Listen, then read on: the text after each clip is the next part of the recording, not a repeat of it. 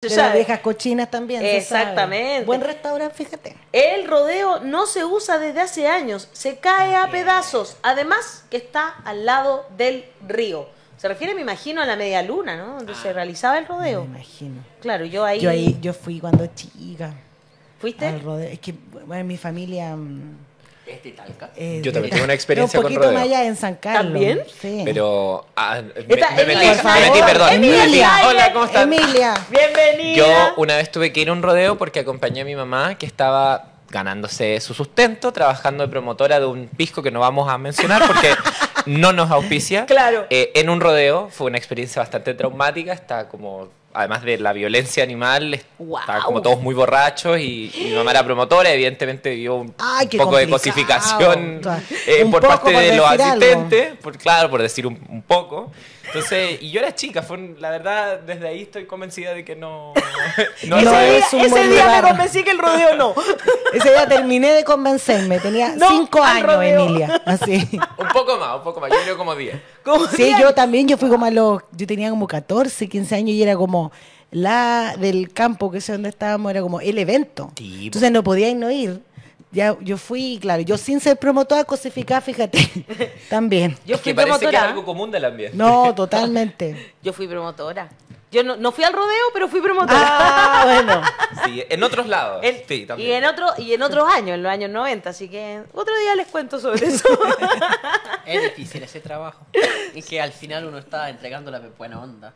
Sí. Uno está dispuesto a vender muchas cosas, pero vender la buena onda no. Es difícil. Pasaban no me resultó mucho. Como que pasaban Te creo. a mirarnos si teníamos o no teníamos los labios pintados, ponte tú. Pasaba la supervisora de promotora. El largo de la falda. Sí, por supuesto. Ojalá que la tuvieras bien cortita, por supuesto. Era como todo así. Yo en ese tiempo era muy distinta ahora. Era muy delgada, con el pelo muy largo. Y no usaba lentes todavía. Era hace muchos años. Trabajé ahí en eso. Igual ganábamos bien. Sí, pues mi hermana también trabajó y ganaba súper bien. Ganaba bien. No, yo nunca me dediqué a eso. Estás parada todo el día. Sí, con tacos. Sí. Guau, es que es terrible. Pero me gustaría haber sido corpóreo. Sí, igual casi como que se me sale la por la boca. Corpóreo. Eso era lo mío. Eso era lo de Capitán Garfio ahí. Corpóreo. Ya iba con el disfraz incluido. Emilia, tanto tiempo que no venía diputada, ¿cómo está? Tanto tiempo, sí. Cuando me escribieron esta semana fue como, ¡ay, qué rico! Estoy bien, ando bien. ¿Anda bien? Ando ¿Sí? bien. Estuve cansado porque el fin de semana fui a Iquique a encontrarme con algunas organizaciones, con la militancia, qué sé yo, y me cancelaron, bueno, qué sé yo. Me cansé un poco ahí, pero recuperada. Sí. De vuelta en Santiago. Ha sido una semana intensa. Estuviste bien en el funeral de Guillermo Tellier, ahí dando su respeto en la Guardia de Honor. Y bueno, estamos en la conmemoración de los 50 años y ha sido... una conmemoración que ha tenido una discusión bien álgida. En la mañana nos escribían tempranito de una declaración que sacó el Partido de la Gente. Yo pensé que ya no existía el Partido de la Gente, voy a ser muy bien. Ya que pesada. No. Pero de verdad, en la que decían una frase que nos pareció de lo más, no sé cómo decirlo. Por lo menos poco adecuada. Por lo menos. Exacto, por ahí, una cosa así, como poco adecuada. El 11 sí, los 17 años no. Una declaración pública del Partido de la Gente.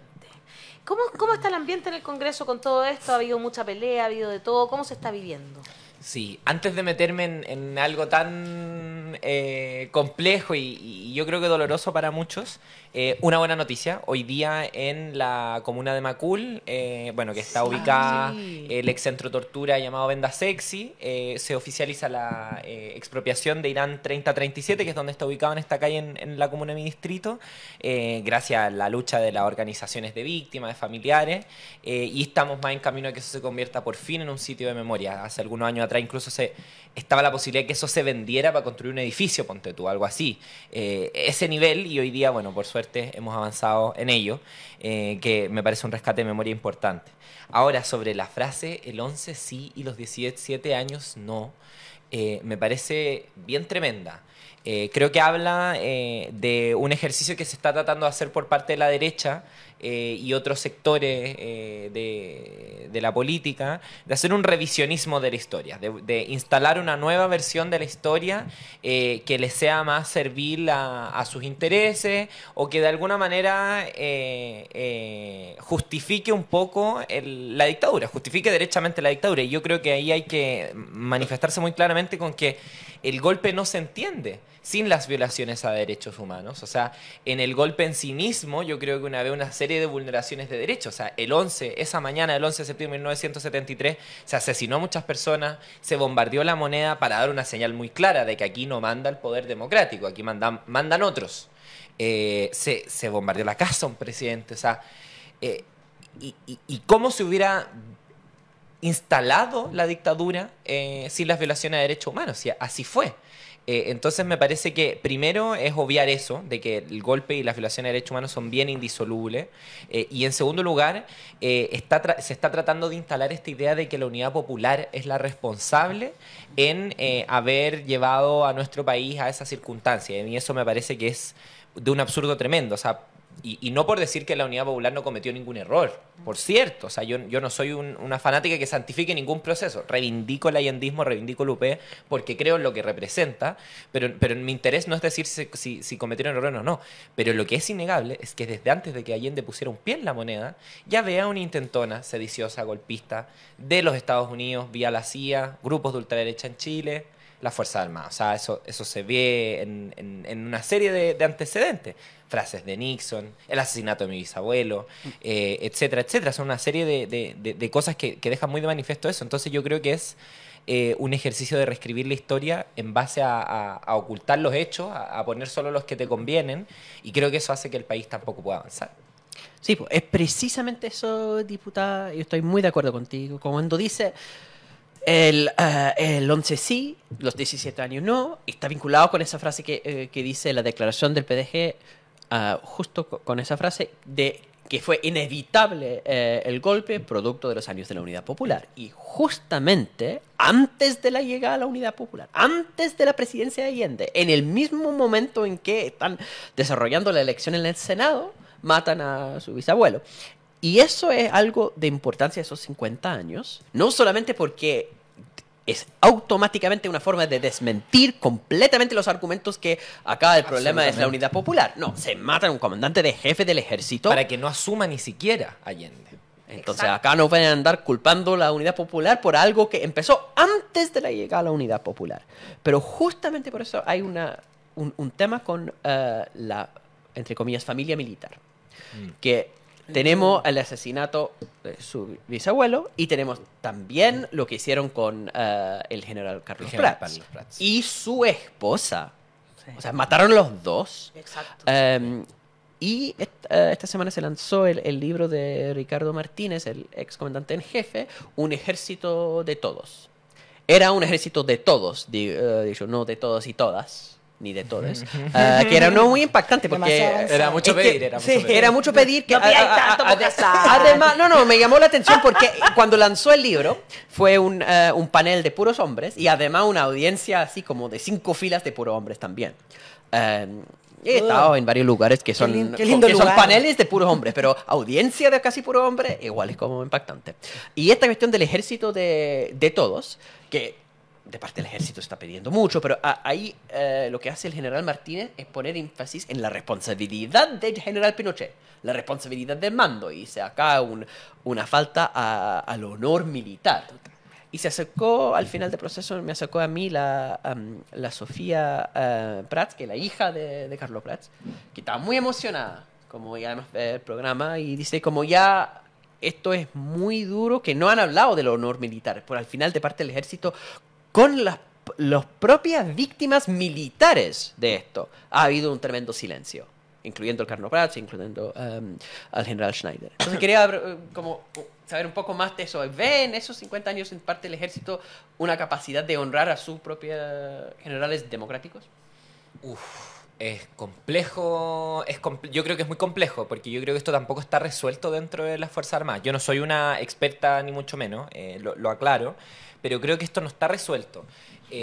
Para nada. O sea, creo que ahí hay una disputa también por la memoria del rol del ejército. Yo sí creo que el ejército, el aprendizaje que saca es que a ellos les sale muy caro volver a involucrarse en política. No sé si por convicción o por conveniencia, eso creo que está por verse. Creo que lamentablemente muchas cosas se han ido quedando quizás en el aire, con, digamos, bueno, muchas promesas, digamos, de las Fuerzas Armadas que han habido en conmemoraciones del 11 de septiembre, que, bueno, el nunca más, bueno, ahí la figura de Cheire, o sea, se marcha por otras cosas, pero creo que han faltado compromisos que no sean solamente de palabra, no solamente de decir como nunca más el ejército va a hacer esto, el ejército qué sé yo, o sea, ahí hay una cuestión que a mí me parece muy tremenda, que es que, por ejemplo, muchos monumentos a la dictadura han sido retirados de la vía pública, pero han sido ubicados en instalaciones militares. Entonces a mí me parece que también hay falta, si es que las Fuerzas Armadas quieren tener ese compromiso, una desmonumentalización de los símbolos de la dictadura en las propias Fuerzas Armadas. Creo que es muy difícil que conviva la reivindicación de esos generales democráticos, de la doctrina Schneider-Prats, etcétera, etcétera, con al mismo tiempo la reivindicación de símbolos de la dictadura. Entonces creo que todavía no está resuelto eso por parte de las Fuerzas Armadas. Creo que la política tampoco contribuye a que las Fuerzas Armadas lo resuelvan. O sea, yo pienso en la Subsecretaría de Defensa, había una placa instalada, creo que en el gobierno de Bachelet, dos o uno, no estoy segura, de Prats y de Schneider. Durante Piñera se saca esa placa, un funcionario de la Subsecretaría la guarda y este gobierno la vuelve a instalar el año pasado. Entonces, la política tampoco contribuye, pero a mí sí me parece bien interesante la entrevista que da Martínez después. Creo que, guardando las proporciones, por cierto, no es la entrevista que más me represente, es una voz interesante dentro de las Fuerzas Armadas, que marca ciertos puntos, vuelve a instalar la idea de la importancia de que las Fuerzas Armadas no deliberen ni se involucren en política, reivindica también esta figura, habla de las culpas de los actores políticos, porque también a veces se olvida que en esta dictadura no solamente hubieron militares, hubieron partidos políticos de derecha, que es del Partido Nacional, etcétera, antecedentes directos de RN y la UDI, y eso pareciera que no se habla mucho. Comenta algo también de la resolución del Congreso previo al golpe, que es la justificación jurídica que usan los golpistas, la supuesta justificación jurídica. Entonces creo que en las Fuerzas Armadas falta mucho por esto. O sea, yo creo que todavía es muy complejo, por ejemplo, decir que el crimen de mi bisabuelo quedó impune, o el de Carlos Prats. Es muy complejo decirlo. Porque pese a que hay personas condenadas, digamos, no hay un establecimiento de responsabilidades claras. Por ejemplo, no sé, mi familia en algún momento puso una querella contra Kissinger en Estados Unidos. ¿En o sea, como contra los Estados Unidos, digamos, a propósito de la figura de Kissinger, que evidentemente no prosperó. Pero eso, yo creo que las Fuerzas Armadas hoy día, sin ser una experta, y la familia militar tienen un asunto no resuelto. Yo creo que hay personas que deben tener un compromiso democrático más grande, pero falta que levanten la voz y sobre todo falta que esto se traduzca en acciones concretas. Desmonumentalizar, dejar inválidas las actas de esas juntas militares, etcétera, etcétera. Otros gestos que pueden ser simbólicos, pero que son potentes por una institución tan simbólica, si ese tipo de instituciones están rodeadas de símbolos. Sí. ¿Qué fue lo que...? ¿Vas a hacer una pregunta?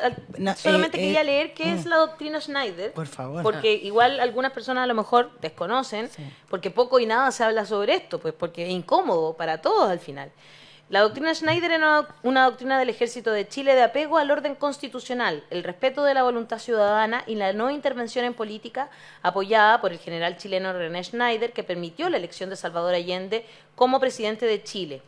Y era el principal obstáculo ideológico para el golpe militar, civil-militar. ¿Qué dijo? Sus palabras exactas: las Fuerzas Armadas van a llegar a la elección manteniendo el tradicional respaldo a las decisiones del gobierno constitucional de la República, que va a garantizar el proceso eleccionario y a dar seguridad que asuma el Poder Ejecutivo quien resulte electo, que en caso de no haber mayoría absoluta, el Congreso Pleno es dueño y soberano de elegir, y es misión nuestra que sea respetado en su decisión. No, que estaba pensando... tú hablabas de los monumentos que están, ¿cierto? De todas estas personas que fueron en un momento muy macabro, ¿no? Entonces, ¿cómo reciben las generaciones nuevas todo esto? Por ejemplo, ¿cómo recibe una generación nueva de alférez que un un militar condenado por la muerte de Víctor Jara se suicide. Entonces, ¿de qué honor militar estamos hablando, por ejemplo? ¿Cómo le vamos a explicar eso a las nuevas generaciones? Es muy fuerte. Sí. Entonces, ¿bajo qué lógica también van a poder cambiar la historia? Sí, eso yo creo que se cruza con dos cosas. O sea, con que en las Fuerzas Armadas esto no está resuelto. O sea, Nica podríamos decir que este es un tema cómodo. Exacto. Segundo, estos símbolos que sin duda tienen una carga tremenda. Y también yo creo que quienes se posicionen como máximos defensores de las Fuerzas Armadas, que sin duda juegan un rol para esos jóvenes que ingresan con convicciones ahí, yo creo que le hacen un flaco favor a las Fuerzas Armadas cuando su rollo es la acrítica. O sea, no ser incapaces de asumir una crítica a la institución para mejorar la institución, para fortalecer la institución. O sea, yo creo que en ningún caso reconocer los crímenes, los horrores de la dictadura y asumir toda la responsabilidad, eso perjudica al ejército. Muy por el contrario. Permite que efectivamente deje de ser un símbolo o una institución que divida o que sea partisana, como con esta frase, esta palabra que es tan común. Y lo Paremos segundo, con el secreto militar. paremos con el secreto militar, colaborar con en contra la justicia a propósito del plan de búsqueda que lanzó el gobierno, que ahí también se hizo un Qué llamado buena a que noticia, todas sí. las personas que tengan información colaboren. Pero yo creo que también se cruza con el tema de la juventud, que yo creo que hoy día las nuevas generaciones, en la medida en que se van alejando de la dictadura, en la medida en que la mayoría de las personas quizás no son familiares o tienen en su cercano una víctima directa, y como en nuestro país creo yo que faltaron mucho de medidas de no repetición, de garantías de no repetición, no solamente jurídicas, sino también culturales, educacionales, que hablaran de la dictadura tal como es, del golpe, de que esto no puede volver a ocurrir, no con una falsa neutralidad, sino ser claros, esto no puede volver a ocurrir, esto es terrible para una democracia, para una sociedad. Creo que hemos construido un caldo de cultivo para que hoy día generaciones, los discursos negacionistas les calen mucho más. Y eso es la intentona en la que está la derecha. O sea, yo he visto los videos de republicanos donde dicen que no te cuentes cuentos, si no lo viviste, abre los ojos, esto fue así, esto fue así. Entonces, cuando no construimos un consenso sólido en la sociedad, desde la vuelta a la democracia, de que el golpe y la violación de derechos humanos eran inaceptables, bueno, hoy día vemos que en la medida que nos alejamos, la juventud no ve el nivel de impacto que tuvo en la sociedad la dictadura, porque, a ver, la dictadura no solo afectó a sus víctimas directas, o sea, son muchas personas que vivieron el toque de queda, que no pudieron militar, que no pudieron votar, que no pudieron vivir su juventud, su vida tranquila. Y también está el hecho de que quienes no vivimos ese periodo, o sea, vivimos en un país de la dictadura. O sea, la Constitución, 1980, nos rige hasta el día de hoy. El La sistema económico. ¿Las FP qué años son? 82, el DFL 3500, dictadura. La ISAP, la educación de mercado, la municipalización de la educación. O sea, la dictadura no fue un capricho, fue para instalar una forma de vida, un país. Y ese país todavía lo vivimos. Entonces, Tal cual. creo que la juventud tiene que tomar conciencia de eso, pero ahí creo que hay una responsabilidad de falta de políticas de Estado para construir condiciones para que las nuevas generaciones tuvieran muy claro que esto no se podía volver a repetir y que los discursos negacionistas no le escalaran tan hondo. Ahora, yo creo que también que muchas de las, como estos estudios que se hacen, etcétera, igual no todos son tan exactos. Apareció, de hecho, el último estudio que hizo CNN con Merlin Research. Es bien interesante Grave. porque 9 de cada 10 entrevistados dice que sí valoran la democracia. Y la valoran con una nota 6 a 7, es decir, mucho más de lo que habían dicho todas las encuestas anteriores. Excepto que esa pregunta es sobre democracia en Sí, general. solo democracia en general. No, cuando exacto. preguntan por la democracia en Chile, baja significativamente la Pero nota. además, las que más valoramos la democracia somos las mujeres y los jóvenes. Y eso es muy interesante también. Son los hombres mayores de 45 años los que menos valoran la Tremendo. democracia. Es fuerte. Y es gente que vivió la dictadura. Exacto, eso mismo hablábamos con mi marido, porque es gente que vivió la dictadura, es cuático, y ellos quieren volver a eso. Es heavy, golpista, diría yo, te juro que es lo primero que se me pasa por la cabeza. ¿Usted quería hacerle una pregunta? Sí, Ah, ya lo vi. si me perdona Sí. la pregunta personal, porque No, acá adelante. hay un tema como Estamos en confianza. de la solo entre nosotros, no lo cuente nadie. No, es que lo que tenemos con los jóvenes es evidente cuando es conmemoración de 50 años, los jóvenes van a estar viendo eso de manera más externa, evidentemente, porque los que vivieron eso en carne propia tienen otra forma de conmemorar, de independiente posición política. Pero lo que se busca desde políticas del Estado es llegar de manera transversal. Y la dificultad cuando hablamos de nunca más es que se está haciendo más bien políticas de conmemoración de burbuja. Porque acá se está declarando, nunca más vamos a usar la violencia como forma política los que nunca lo han hecho. Un nunca más se tiene que hacer la derecha empresarial y lo tiene que hacer las Fuerzas Armadas. Si no, no tiene lógica. Los que cometieron los crímenes, los que hicieron la cuestión una vez, tienen que decir nunca más. Y eso no está pasando. Entonces quería volver netamente al tema militar, porque ¿cómo lo viven así como familia? Porque esto les toca a ustedes como familia. Que eso lo vi con la familia Prats, que se sentían efectivamente como expulsados de cierta manera porque los militares al final son una situación jerarquizada. No pueden opinar libremente, criticar, porque es distinto. Tienen que venir desde arriba. Si no viene de arriba no pueden avanzar. Tú lo dices porque el día del lanzamiento del libro, Ricardo Martínez se te acercó, la hija de Prats, Sofía Prats, sí. Que se sentía muy emocionada por lo que estaba pasando. ¿Fue así también en tu familia? Yo primero hago un disclaimer. Yo no suelo hablar en nombre de mi familia porque no tenemos algunas lejanías con algunas personas. Claro. Yo no represento la visión de toda mi familia. Yo diría que soy más cercana a la visión que tenía mi abuelo, mi papá, quizá un poco más marcadamente de izquierda, porque aunque no lo crean, tengo familiares que tienen una mirada de derecha y bueno, está bien. O familiares que han seguido una carrera ligada al mundo militar, a las Fuerzas Armadas, qué sé yo. Entonces yo trato de hablar mucho por mí y por el ala de mi familia más cercana. A mí me pasa que yo, la verdad, también como persona joven que no vivió esos hechos, en un principio la figura de mi bisabuelo me era un poco lejana. Me costaba entender el que fuera un dolor familiar, pero también una cuestión histórica, me costaba entender el rol, entonces yo creo que en la medida que fui creciendo, me fui haciendo consciente del peso de ello. Ahora, yo creo que desde que fui chica, el hecho de hablar estos temas en los almuerzos familiares, qué sé yo, es algo que me dio cierta conciencia respecto a la dictadura, pero yo creo que en mi familia tampoco había un consenso respecto a qué se tenía que hacer. Sí, yo creo que hay una sensación transversal de que hubo impunidad con el caso de mi abuelo, y con que es una figura que tiene que reivindicarse plenamente y que debería ser un ejemplo también para las Fuerzas Armadas del país, etcétera, etcétera. Eso incluso para los que son... Sí, por supuesto, por supuesto, si estamos hablando de un familiar, sí, por supuesto. Yo, de hecho, en ningún caso lo digo de manera denostativa, para mis tíos ahí que estén viendo esto. No, mentira. Pero me quería colgar de lo que decían ustedes respecto al nunca más y a la democracia, ¿no? Efectivamente, yo creo que no tiene sentido que quienes nunca hemos tomado esa vía para quebrar la democracia, para torturar, asesinar, digamos nunca más, porque no hemos sido parte. Y ahí yo creo que el gobierno hace este llamado transversal que ojalá fuera acogido, pero la verdad yo siento que estos llamados a veces son llamados a un cuarto vacío, porque pareciera ser que no hay nadie dispuesto a convocarse, a firmar hoy día una declaración que diga nunca más se hará un golpe de Estado, nunca más se violarán los derechos humanos, porque esto es condenable a todo evento.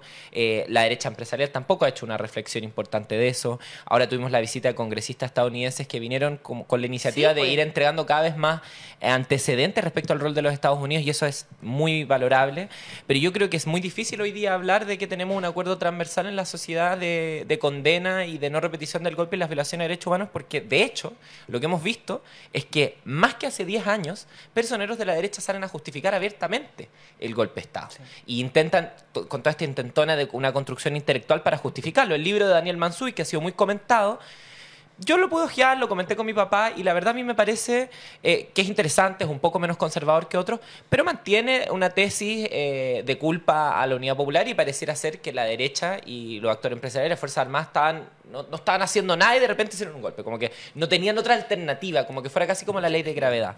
Y, sorry que me alargue, pero es que me quería detener en algo que decía la Ale, que a mí me parece muy importante. Me hace mucho sentido que la valoración de la democracia en el mundo sea una, y cuando aterrizamos en Chile, baja. Porque creo que tenemos que entender que la democracia no es solamente el procedimiento de ir a dejar el voto cada 4 años, ¿sabes? Es un sistema que tiene que hacernos sentido. Y yo lo pienso como una democratización más transversal de las cosas, no solamente de elegir a mis representantes, sino como todas y todos somos parte también del crecimiento económico, del desarrollo de un país. Y eso pasa por repartir mejor la torta, pasa porque la política ponga en el centro mejorar la vida de las personas, y no por lo que hemos vivido, que también es parte de la dictadura, de tener una forma de vida completamente amarrada, completamente abusiva, sin derechos, y que pareciera ser que no hay otra posibilidad de vida, ¿no? Yo creo que eso también tiene que ver con el desgaste de la democracia, como el cómo la democracia que tenemos no ha sabido responder a los problemas, inquietudes, desigualdades que viven los chilenos y chilenas de a pie en el día a día. ¿Y cómo vamos a solucionar aquellos problemas? Ah, ahí está donde viene la agenda legislativa, porque pucha que es importante lo que pasa en el Congreso. Y hay varias cosas que se están conversando. ¿Cómo se viene el futuro? Tenemos en carpeta el pacto fiscal, tenemos lo que está pasando con la ley de usurpaciones, como se le llama, ¿no es cierto?, en el Congreso, que es terrible. Realmente. Que, bueno, ya están diciendo que el veto presidencial sería una cosa muy antidemocrática. Como si esto no existiera en la propia Constitución del 80. Es una facultad presidencial. Por favor. Claro, entonces, de verdad. Pero ¿cómo lo ves? ¿Cómo se vienen estas próximas semanas? Yo creo que, bueno, estas semanas van a estar bien marcadas por la conmemoración del 11. Se viene también, entiendo, el anuncio de una agenda legislativa, también en línea de memoria, verdad, justicia, reparación y no repetición, que estamos atentos a escucharla.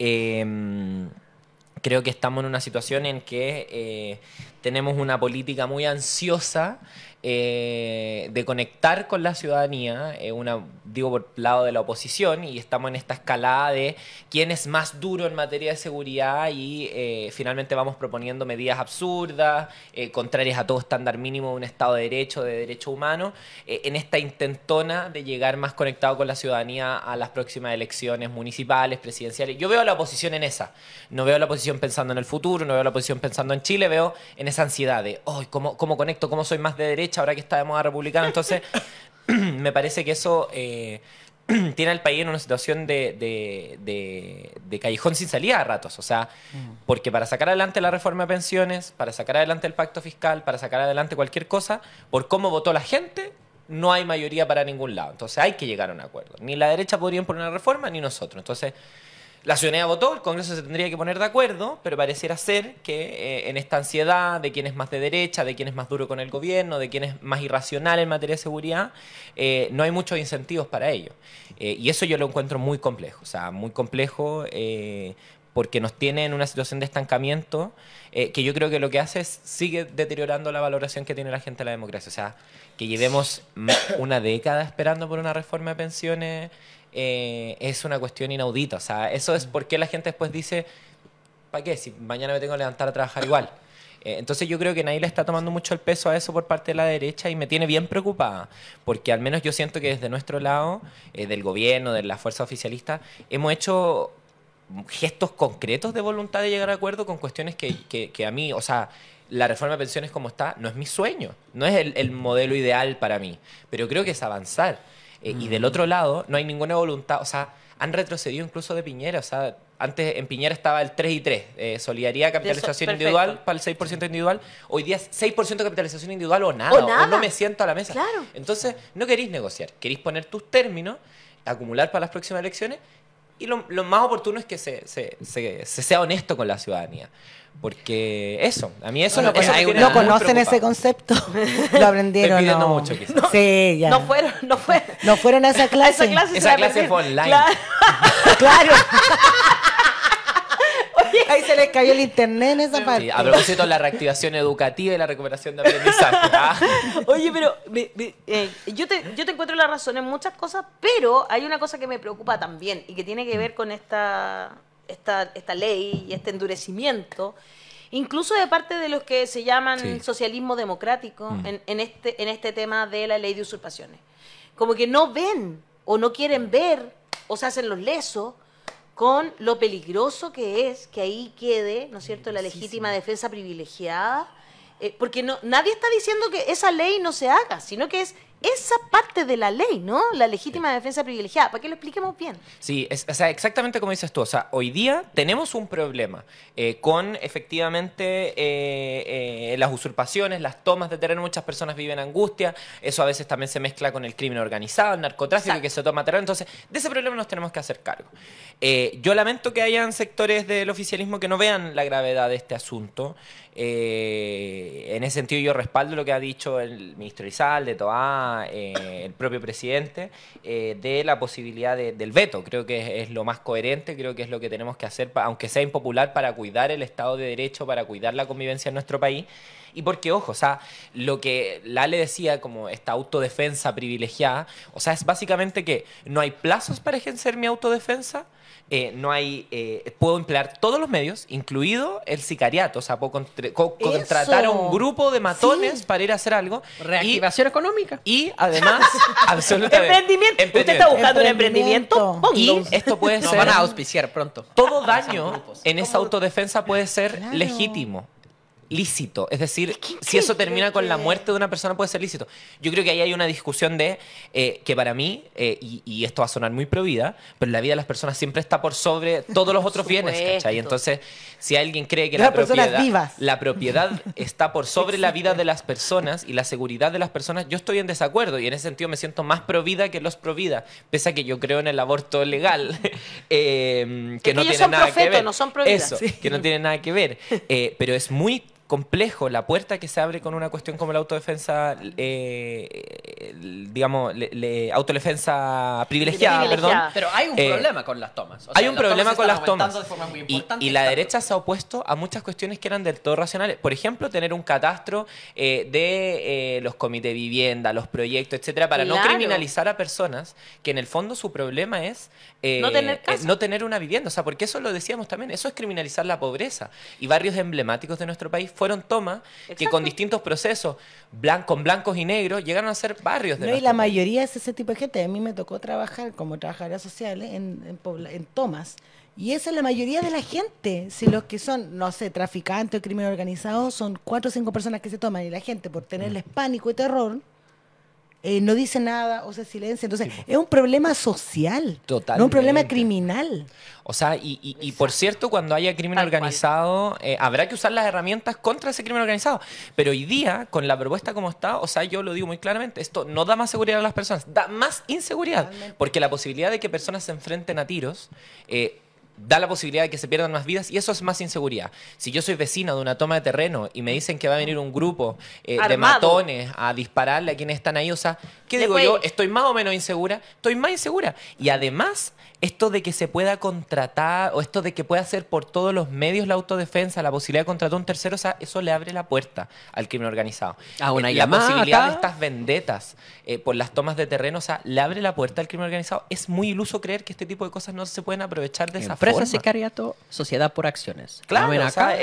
y yo creo que Llame esto, ya. esto es muy expresivo del lado que sea, de no verle la gravedad a estas cosas, de esa ansiedad por conectar con una ciudadanía que está hastiada de la política, que quiere políticas de seguridad porque siente esa inseguridad y que la respuesta que le da la política es esta cosa que pueden sonar rimbombantes, pero que lo cierto es que no son herramientas. Parece Oye, que alguien Y eso nos no quita donó- que nos tenemos que hacer cargo de la Sí, de la es que usurpación. era nos han lindo donado eso. mucho, nos han donado ya 2 personas mientras estamos en esta conversación Muchas dinero. gracias. Ah. Y fíjate que gracias a ti, diputada, nos están donando dinero, porque dice que es en recuerdo del general René Schneider. Muchas gracias. Nos Desde acaban Canadá. desde 10 Canadá, dólares de Canadá. desde Canadá nos acaban No de le cuenten a poner... mis tíos, quizás no les parece. No, Ah. mentira. Me No, desubiqué, acá, me acá desubiqué. estamos en familia y no militar. Igual acá hay un problema en el análisis, porque uno dice hay una simetría. O sea, la derecha no puede imponer su visión, la izquierda tampoco, entonces tiene que llegar a un acuerdo.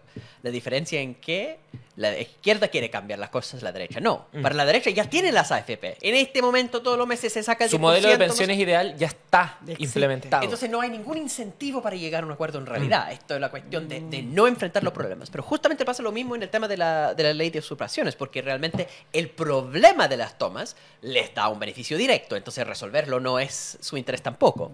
Pero y por eso hacen cosas que son tan absurdas como la legítima defensa privilegiada, que solamente causa más problemas, pero igual hay un problema política pública real acá. Entonces, si tuvieras que poner 3 como medidas que sí funcionan para frenar el problema actual que tenemos de usurpaciones, ¿cuáles serían? ¡Ay! Complejo. Yo creo que lo primero, voy a decir 3 patitas. Lo primero es algo que insistimos harto del oficialismo, tener un catastro claro de los vecinos y vecinas que están postulando a proyecto de vivienda, de gente que está en una situación de esperar su derecho a la vivienda, porque eso creo que hay que separarlo y hay que tener una respuesta muy distinta del Estado. Cosa que no está en la ley, pero que el gobierno propuso y la derecha rechazó. Tener un catastro actualizado, no al 2014, un catastro actualizado. Eso es lo primero. Lo segundo, para responder a esas primeras personas, es intensificar, y yo creo que es algo que el gobierno está haciendo, el plan de emergencia habitacional. O sea, entregar viviendas, dar viviendas, regularizar la situación de las personas que no tienen vivienda y que no tienen la culpa de no tener vivienda. Y así separamos también un poco la paja del trigo. O sea, tomas que son de un origen delictual, criminal, y aquellas situaciones que requieren una respuesta del Estado porque es otra el problema. Sí. Y en tercer lugar, yo creo que ahí tenemos, y ahí yo me declaro no experta, pero ahí tenemos que encontrar formas de dar herramientas en materia de seguridad, pero para que intervengan las fuerzas públicas. O sea, para una vecina, que es vecina de una toma, donde hay una situación irregular, y tiene que llegar alguien a despejar esa situación, ¿qué prefiere? ¿Que llegue un grupo de matones privados contratados por una persona o que lleguen carabineros? O sea, yo prefiero que lleguen los carabineros, ¿cachai? Porque son el grupo de personas que hemos designado para ello. Pero ahí tenemos que encontrar sobre todo herramientas que no propicien la autotutela, que pongan el foco en la prevención, porque creo que el uso inteligente de la fuerza pública es siempre intentar prevenir. Pero ahí yo creo que hay que cranearse mucho más. Yo en esa pata me declaro más inexperta porque, bueno, lo mío son otras áreas, pero creo que hay que separarlo en esas 3 patitas. Tener un buen catastro, tener una política habitacional seria para el derecho a la vivienda, y lo que tenga que ver con política de seguridad. Pero ojo, yo ahí en el último punto me quiero detener porque a veces se piensa que con leyes se solucionan los problemas de seguridad y muchas veces tiene que ver con gestión.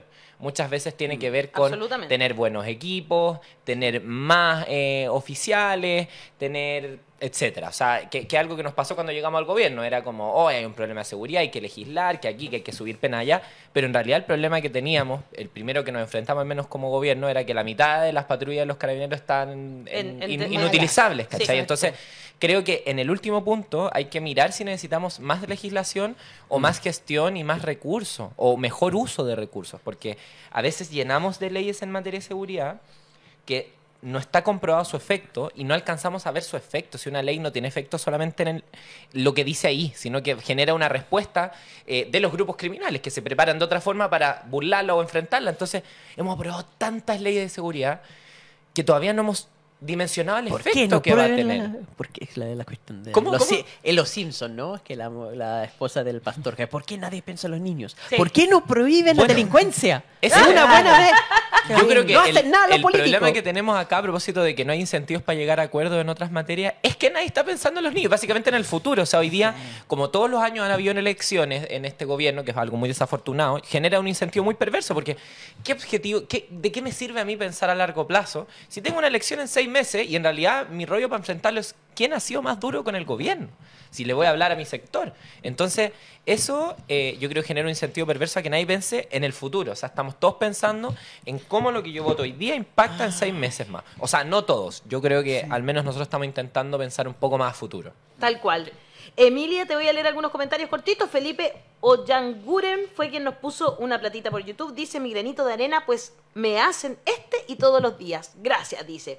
Verónica Martín dice, hay que rescatar que existieron otros militares no traidores y fieles a la democracia. ABCD dice, eso mismo. Schneider, toda la razón. Guillermo Mena dice, tienes toda la razón, Emilia. Llevar los símbolos a la intimidad saca dolos de lo público, indica que los siguen venerando. Eduardo Enrique Carvajal dice, interesante, por alguna razón se habla muy poco de los suboficiales, soldados y clases que se opusieron al golpe. Ahí nos pusieron Luquita, Eugenio Conén, recuerdo del general Schneider, dice desde Canadá. Gema Navarrete Ortega dice, Emilia, su bisabuelo debe estar muy orgulloso de usted. Muchas gracias. Qué buena onda. Oye, Emilia, diputada, queremos agradecerle estar esta mañana aquí conversando de todos los temas que hemos hablado. La gente te manda mucho amor, mucho cariño. Están muy orgullosos de tu trabajo en el Congreso. Muchas gracias. Casi más joven de todas Casi las más joven. parlamentarias. Qué dura la frase. Son casi 2 meses. Pero muchas gracias, chiquillos. Un gusto conversar con ustedes. Sí, de mente y de corazón la más joven, de todas maneras. De espíritu. De espíritu, totalmente. Sí, esos 2 meses no valen nada.